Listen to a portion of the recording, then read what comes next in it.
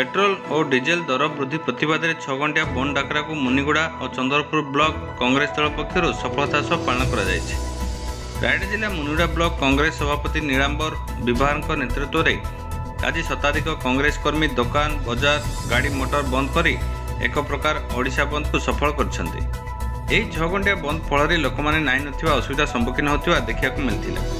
छकांक monopoly शासन सांग को पेट्रोल डीजेल और दैनंदिन नित्य व्यवहार्य सामग्री उपरे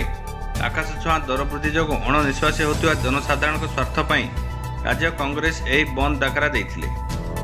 एथिरे सांसद प्रतिनिधि मानस रंजन बेहरा प्रसाद महाकुड़ रमेश बालक समेत बहु कांग्रेस कर्मी जोग देते। सेहीपरि गुणपुर सहर और उपखंड अंचल और चंद्रपुर ब्लॉक में कांग्रेस दल तरफ शताधिक कर्मी गाड़ी मोटर दुकान बजार को बंद कर रास्ता अवरोध करते। उपखंड प्रतिनिधि शुभजीत पट्टनायक रिपोर्ट जनता न्यूज।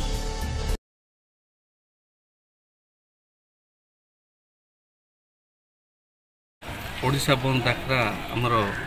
कांग्रेस निरंजन पट्टनायक बंद डाकरा पेट्रोल डीजेल आउ गैस रंधन गैस जो हु बढ़ी सेटा बोलिकी